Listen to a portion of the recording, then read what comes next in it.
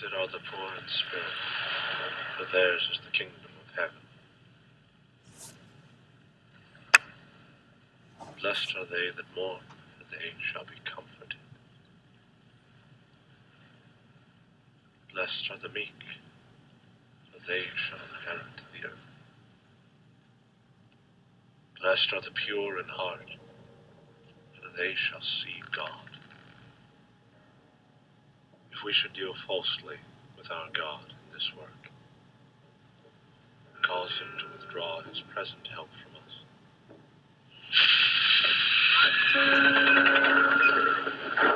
it shall be made a story and a byword through the world.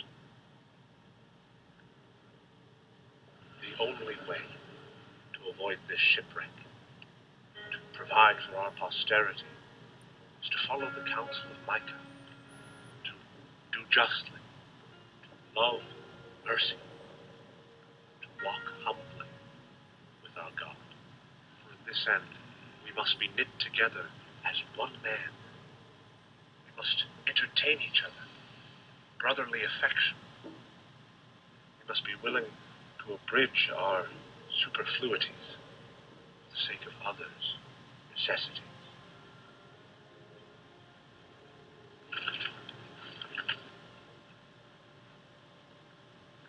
We must uphold familiar commerce in all meekness, gentleness, patience, and liberality.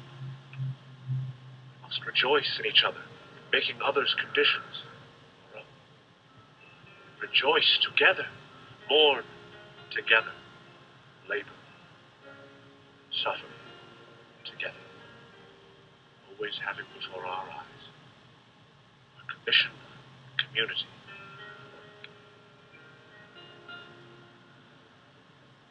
We deal falsely with our God. A story and a byword. So shall we keep the spirit of bond, of peace. The Lord will be our God, and delight to dwell among us, that we may see much more of his wisdom, power, glory, and truth than we have formerly been acquainted with. We shall find that the God of Israel is among us, when 10 of us shall be able to withstand 1,000 of our enemies, when he shall make us a power and a glory, that men shall say of succeeding plantations, the Lord make it like that of New England.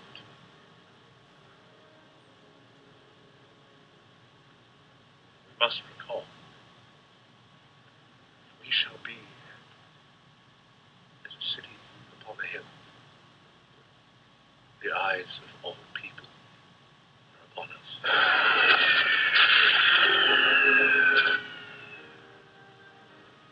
So that if we deal falsely with our God, this work we have undertaken, and so cause him to withdraw his present help from us, shall be made a story and a byword through the world. Therefore, let us choose life, that we and our seed might live, for he is our hope and our prosperity.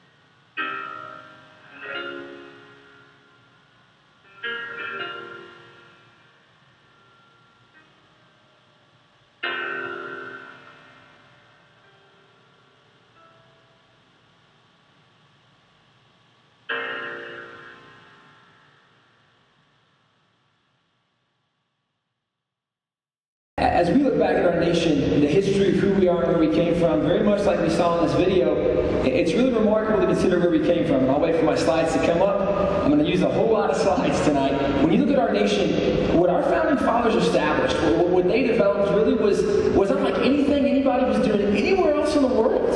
In fact, what they established became known as American exceptionalism because of what it produced. It really produced something that was exceptional. And we, to this day, are still an exceptional nation.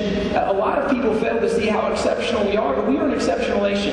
In fact, when you look at the United Nations, this last year at the United Nations, there was 192 member nations present at the United Nations. And that number can change every year based on who goes to war with who and who's conquered who. But of the 192 member nations, America was one of those only nations that didn't average a revolution every 30 to 40 years. That's remarkable to consider what's going on in Egypt, in Libya, and Syria. That's normal for the rest of the world. As Americans, we have such stability. We can't imagine having that in America. We can't imagine what that would be like. But the rest of the world, this is normal. In fact, after our revolution, we wrote a constitution. We are still living under that same piece of paper today. France went through a revolution almost the same time we did. Since the French Revolution, they're now in their 15th constitution. We're still in our first. You move over to Poland. Since 1921, Poland has had 7 constitutions. You move over to Russia. Since 1914, Russia has had 4. Nobody enjoys the stability that we enjoy as Americans. And not only do we enjoy stability, we enjoy prosperity. As Americans, we make up only 4% of the world's population, but we account for 31% of the world's wealth, which again is remarkable to consider how blessed we are. The U.S. Census Bureau actually came out with a study. And according to their most recent findings, if you were to live below the poverty line in America, you are still more likely to have a telephone, to have a television, to have an air conditioner, you'd have your own car, eat more red meat, and have more living space. And let me remind you, this is if you are in poverty in America. If you are in poverty in America, you're more likely to have every one of those things than if you lived in the middle class in Europe. Europe is the second wealthiest place in the world. We are so blessed as Americans. This is where the term American exceptionalism originally came from. Understanding it, not that we're saying we're better than every nation of the world, it's understanding we are different. And what we have that is different is exceptional. We are such a blessed nation. Well, if we understand we're blessed, a logical question would be, what was it that produced that exceptionalism? What was the philosophy that really made us who we are? Well, if you go back to the Declaration, you can find our philosophy in 6 very basic fundamental principles from the Declaration. You'll see, first of all, in the Declaration, we believe there is a divine creator, that we were created. We have been endowed by our creator. We have a creator. Number 2, you'll see the divine creator gives guaranteed rights to men. You'll see the third thing that stands out is that government exists only to protect those God-given rights. That to secure these rights, governments are instituted. Right from the start, we knew there was a God. God has given us rights. Government exists to protect those rights. We also list number 4 in the Declaration. There's God-given moral law to govern man. The laws of nature, and nature's God. We believe that God already laid out the way life should be. And number 5, if there was anything that God had not specifically said, there could be the consent of the governor. We could say what God has not explicitly said is right or wrong. We could jump in and determine. And then number 6, we believe that if a government ever ceased to operate in the way they should, we could come in and change it or overthrow it and start a new one. This was our fundamental philosophy of government you see lined out in the Declaration. Now, from the Declaration, you actually see this carried over into the Constitution. Now, few people really see the Constitution today, but the reality is these two things were very linked together. The Declaration, the Constitution, they worked hand in hand, and this is something we used to understand. In fact, the U.S. Supreme Court pointed out in 1897 how these two things were linked together. The U.S. Supreme Court said, the Constitution is but the body and the letter, of which the Declaration is the thought and the spirit. They said these two things are intimately connected. They went on and explained, it is always safe to read the letter of the Constitution in the spirit of the Declaration of Independence. They said, if you want to understand the Constitution, you need to understand the Declaration. That is what makes the Constitution make sense. Well, what does that really mean? You have to understand, because the Constitution, they're independent documents. Let me explain. If you look back to the U.S. Supreme Court, they went on and tried to help clarify what this meant. They said, if you want to know why you need to understand the Declaration, understand the Constitution, if you look at what somebody's done, you don't really know why why they did what they did unless you see where they came from. And this is what they said. You need to determine the evil which was intended to be remedied. Now what that means is when we look at the Constitution, if we see things in the Constitution like Article 1, Section 5, Clause 4, they designated meeting houses. Well, why did that really matter? Because one of the problems we had, we listed in the Declaration, was the king required unusual and distant meeting houses. It was a fourth grievance we listed. Because that was a problem in the Constitution, we said, we're going to resolve this problem. You see the same thing when you look at Grievance 5, dissolve representative houses. So Article 1, Section 4, we said, we're going to have representative houses. You see the same thing. Article 7, he refused immigration. So we said, well, this is how we're going to do immigration. Article 1, Section 8, Clause 4. You look, go forward to Grievance 8. He refused American judges. We said Article 1, Section 8, Clause 9, we're going to have American judges. When you look at the grievances, you see the correspondence in the Constitution. These are how these two things were united, and this is what we understood. Even Grievance 12, no civilian control of military. The king said, you guys don't have a say in the military. So we said, all right, in our Constitution, we're going to have some civilian control of the military. This is what we understood, that these two things work intimately together. And if you don't understand the Declaration, you really won't understand the Constitution very well, because those two things complement each other. The reason it's significant to understand the connection, and the reality is that we don't understand it today, is because in the Declaration it becomes very clear that God is a vital part of our success. That the reason we do what we do is because of God. And people go, now wait a second. Wait a second. See, the founders, they gave us a constitution without the blatant, overt mentions of God that you see in the Declaration. I mean, really, they were trying to keep God out of the equation because that whole separation of church and state stuff. See, we've been fed such a lie when it comes to the founders not wanting God to be a part of what they did. The reality was that everything they did, they knew without God's help they wouldn't succeed. That's why if you go back to the very first time Congress ever assembled, it was September 6, 1774. And the very first time they got together, they opened with prayer. And it wasn't a, Lord bless our time together, amen, dinky kind of a little prayer. You'll notice in the records of Congress, they actually took 2 hours to pray.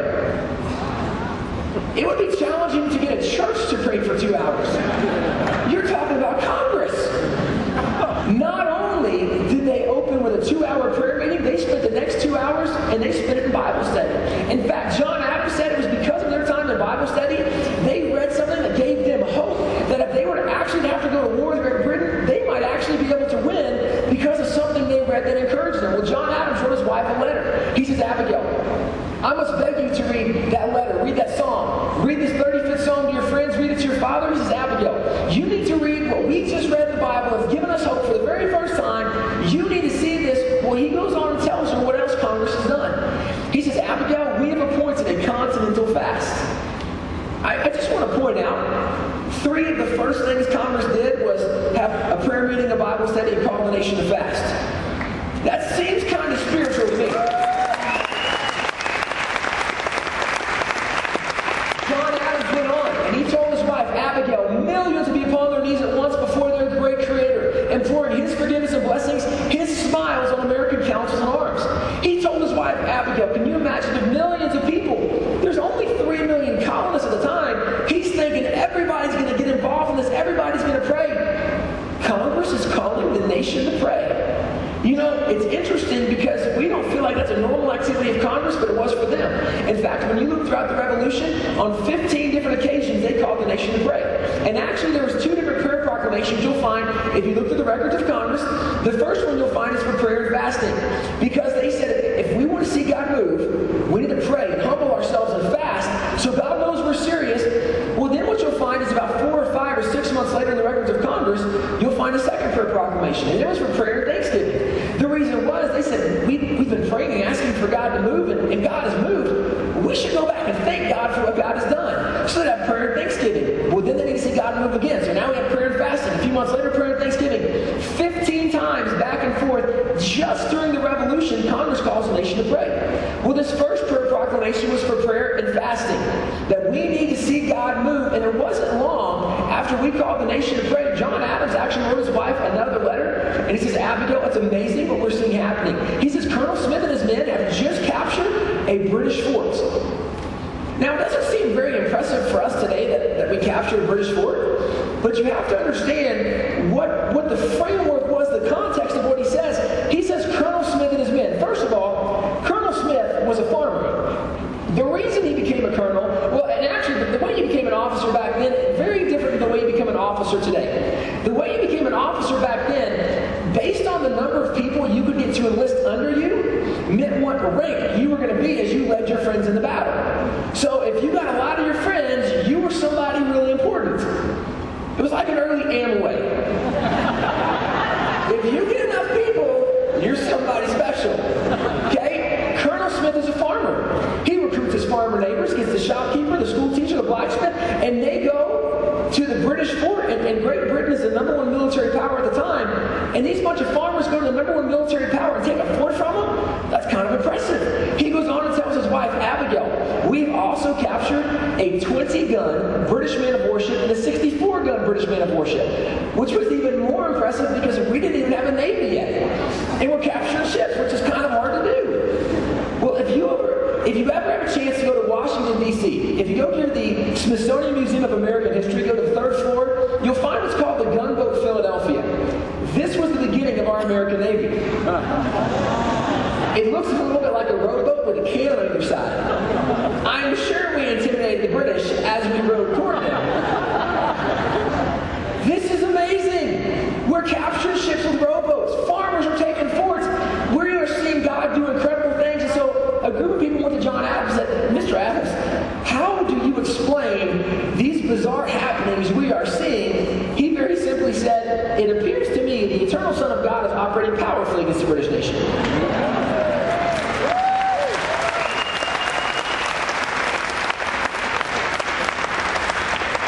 Very simply, he acknowledged the only way this happens is because God is helping us. These were not guys that tried to keep God out of the equation. They understood without God's help, we will never be successful. This is what George Washington understood when he wrote one of his generals, General Thomas Nelson, a letter in 1778. He told his general, the hand of providence has been so conspicuous in all this that he must be worse than an infidel that lacks faith, and more than wicked that has not gratitude enough to acknowledge his obligations.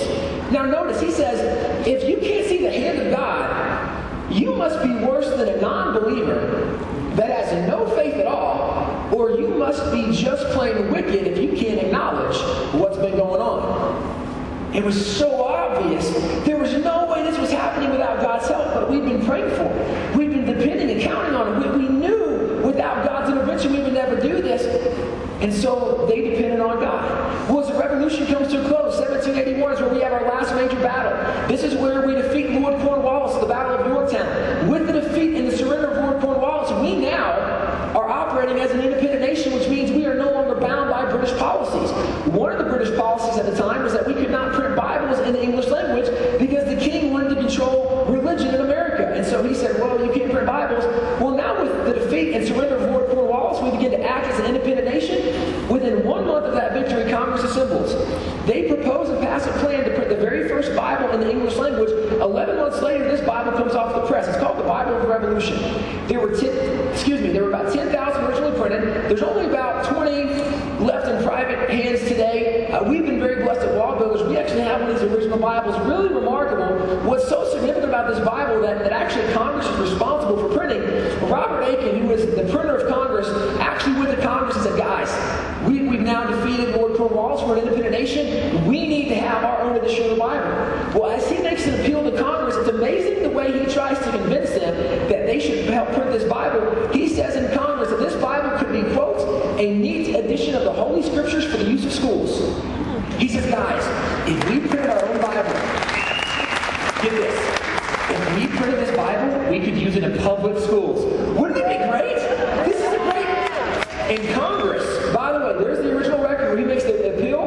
Congress says, that's a great idea. We should do it. Not only does Congress approve it, Congress puts a committee to oversee to make sure he gets an accurate translation, and then Congress puts an endorsement right in the front. The United States and Congress assemble and recommend this edition of the Bible to the inhabitants of the United States. Congress approves, puts an oversight committee, and endorses the very first Bible. Had it not been for Congress, we would not have had this Bible. Congress is responsible for the first Bible in America. This is amazing.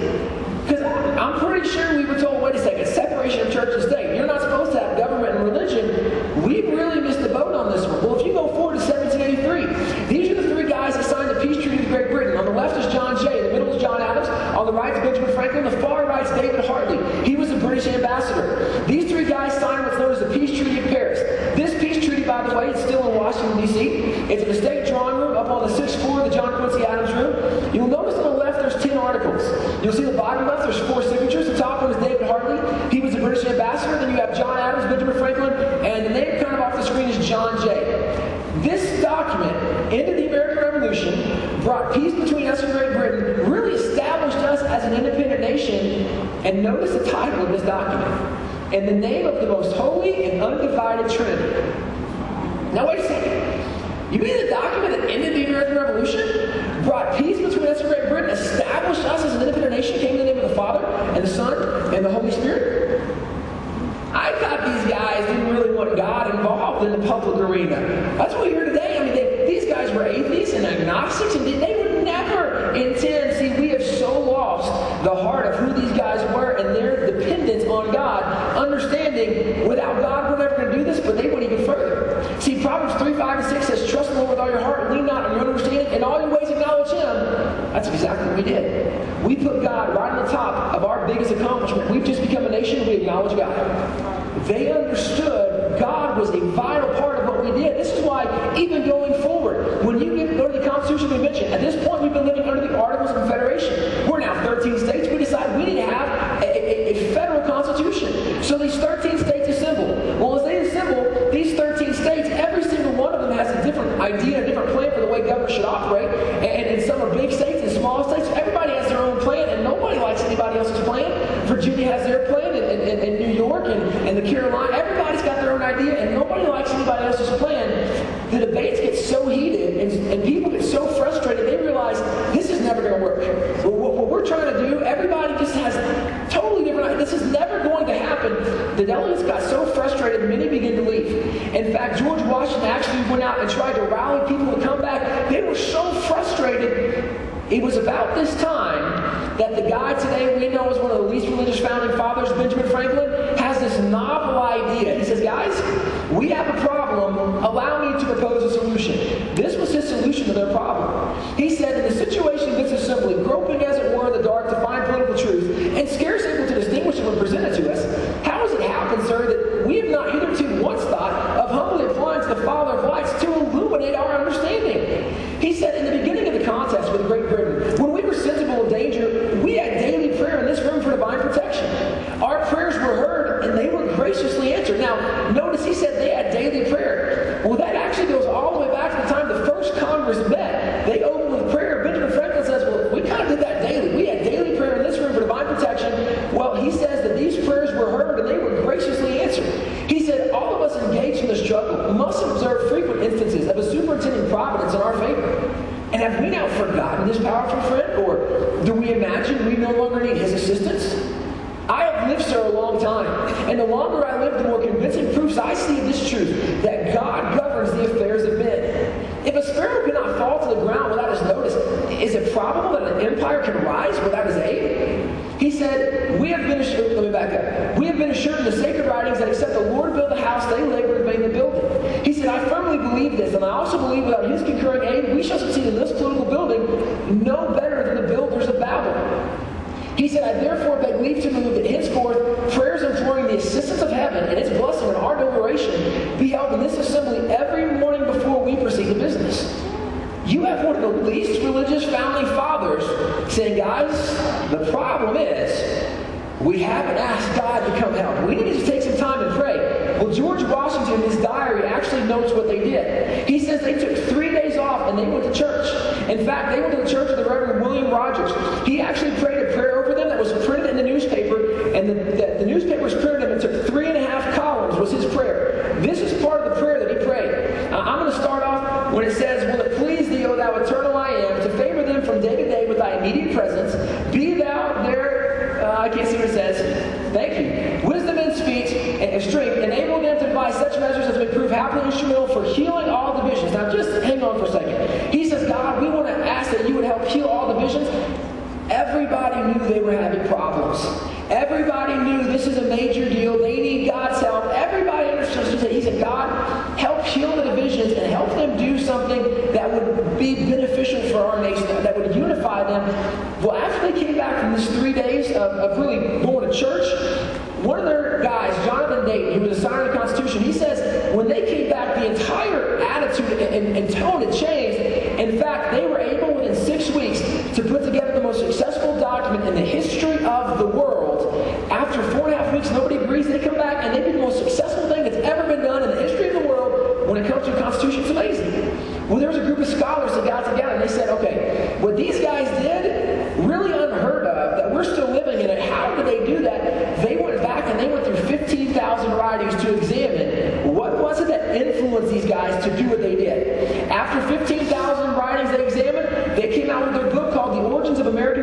constitutionalism. In this book, they said these are the people they were the most influenced by. They said the second most cited source that influenced them was Montesquieu at 8.3%. Coming in third place was Blackstone at 7.9%. Coming in fourth place was John Locke at 2.9%. The first, number one most cited reference resource that they used, 4 times greater than second place, was the Bible at 34%.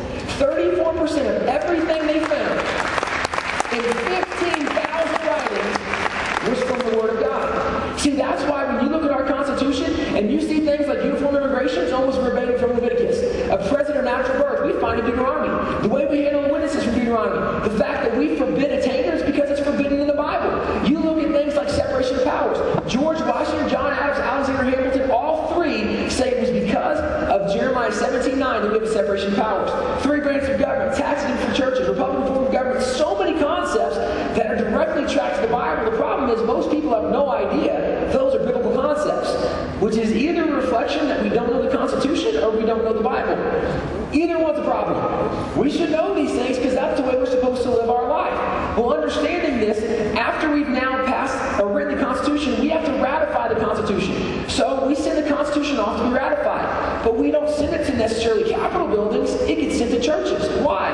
Because that's where the majority of the guys that were going to ratify it met. In fact, 44 of the ratification delegates were pastors. So this is ratified, done by pastors. This is a very religious thing. And for some reason today we're told, wait a second, these guys, they never intended God to be a part. They never wanted God in the public square. Separation of church and state. This is what we hear. Where in the world do we come up with these ideas? Well, here's a pretty good idea. This is the book called The Godless Constitution. It was done by 2 professors at Cornell University. And in this book, they bring up the idea that, the founding fathers never intended for God to be involved in government, never in politics. I mean, they wanted to separate God. That's where the founding fathers intended, with separation of church and state. Well, if this is their idea, their conclusion, their premise, I would love to know where they got their information from. Because I just haven't seen that anywhere. Well, if you want to know where they get their information, you go to the back of the book. You go to the note on sources. This is where they footnote their documentation. This is what they said about where they got their documentation from. We have dispensed with the usual scholarly apparatus of footnotes. Wow. Wait a second. I don't know of a high school student in the world that can turn in a research paper without a footnote. But for some reason, we got professors saying, wait a second, no. Just take my word for it. I've got a PhD. I know better than the guys that you're trying to read and study about. Let me tell you, whoa, wait a second. I'm not going to take your word. Let's actually go back and study and learn history for ourselves and see what these guys did. And when we do, it's amazing what we discover, because you see they worked to keep God in what they did. But one of the problems is what President Ronald Reagan identified for us. He said, if we forget what we did, we won't know who we are. And eradication of the American memory could result in an erosion of the American spirit. And the fact of the matter is, today we've forgotten exactly where we came from, so we don't really know who we are. We've forgotten things we used to know, like when John Adams told us very simply. John Adams said our Constitution was made only for a moral and a religious people. It is wholly inadequate for the government of any other. John Adams said if our nation ever ceases to be religious, our Constitution will not work. That should be a news flash to Christians. If our Constitution isn't working, it's because we're not doing our job as Christians of helping bring people in discipleship of the Lord. Because here's the reality. In our nation, we want freedom. But you can't have freedom without morality. Because if you let people do what they want to do and they're not moral, they're going to cheat you. They're going to murder. They're going to rape. They're going to do every atrocity because there's not morality. But where do we get morality? It's only in religion. This is what we understand. It's what our founding fathers explained. In fact, George Washington, in his farewell address, he tried to lay it out for us. He said, of all the habits and dispositions which lead to political prosperity, religion and morality are indispensable supports. He says you have to have religion and morality. And a lot of people today go, no, wait a second. I'm okay with morality, but I'm not really a fan of religion. Let me let George Washington talk to you. He said, and let us with caution indulge the supposition that morality can be maintained without religion. He said, reason and experience both forbid us to expect that national morality can prevail in exclusion of religious principle. He said, you will not have morality if you lose religion. Our nation is in trouble today because we are removing religion from every aspect of public life. The reality is, as believers, we should be working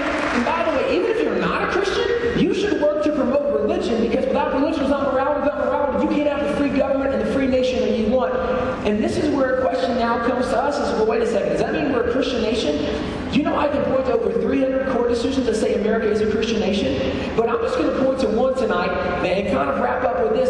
In 1892, the U.S. Supreme Court had a unanimous decision where they said we are a Christian nation. In fact, Justice David Brewer gave the decision. In a 16-page decision, he gave 84 reasons why America is a Christian nation. That's a lot of reasons from the U.S. Supreme Court. Unanimous decision. They all agreed we're a Christian nation. Well, he actually came out with a book. He wrote a book about why we say America is a Christian nation. Because there were a lot of people that said, wait a second, you need to explain this to me. So he wrote a book. In this book, this is what he said. He said, we constantly speak of this republic as a Christian nation. In fact, as the leading Christian nation in the world. Now, in what sense can it be called a Christian nation?